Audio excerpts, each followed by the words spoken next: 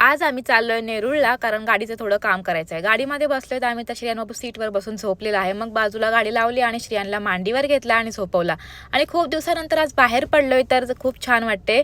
आणि आम्ही नेरूळला पोहोचलोय. तर इथे आमच्या गाडीमधल्या स्क्रीनचं थोडं काम करायचं होतं. तर आम्ही इथे आमचं गाडीच्या स्क्रीनचं काम चालू आहे आणि श्रियान बाबू अजून झोपलेला होता. मग त्याला घेऊन मी मागे बसले आणि त्याला झोपवलंय मांडीवर. तर श्रियान बाबू उठला आणि मग त्याला घेऊन मी खाली गेली, कारण की अजून आम्हाला 2-3 गाडीमध्ये वस्तू घ्यायच्या होत्या. गाडीचं काम पूर्ण डन झालं आणि आम्ही घरी यायला निघालो. तर श्रियान बाबू इथे बसलाय आर्मरेस्टवर.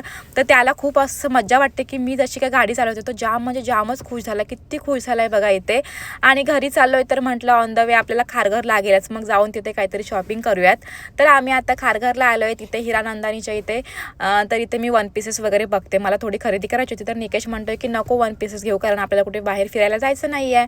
तर मला टॉप्स बघत होते. टॉप्स पण काही इतके छान नाही मिळाले आणि माझे साईजचे टॉप्स नव्हते, कारण जीन्सवर टॉप्स मला पाहिजे होते. तर काय नाही घेतलं मी, इकडे सगळे सीन केलं फक्त. आणि मग इथून बाहेर पडले आणि मग कानातले बघायला गेले. कुठेही मी गेले तरी मला कानातले हे पहिले लागतातच, कारण मला मॅचिंग कानातले घालायला खूप जास्त आवडतात. मग इथे कानातले बघितले, कानातले घेतले. आणि श्रियान बाबूला आमच्या भूक लागलेली आणि बाहेर पडल्यावर मग श्रियानला वेगळं असं खाऊ काय द्यायचं, तर त्याला आवडतो सँडविच, म्हणून त्याला सँडविच घेतलं, मस्त चीज सँडविच. आणि ते आम्ही तिघांनी पण सँडविच खाल्ला आणि घरी आलो. घरी येऊन जेवण वगैरे झालं, सगळं कामं आटपली आणि रात्रीचा आमचा मूवी टाईम होता. तर आम्ही मूवी बघत होतो आणि असा माझा आजचा दिवस गेलाय. ब्लॉग आवडला असेल तर लाईक करा, फॉलो करा आणि सबस्क्राईब करा. चलो तर बाय एव्हरीवन.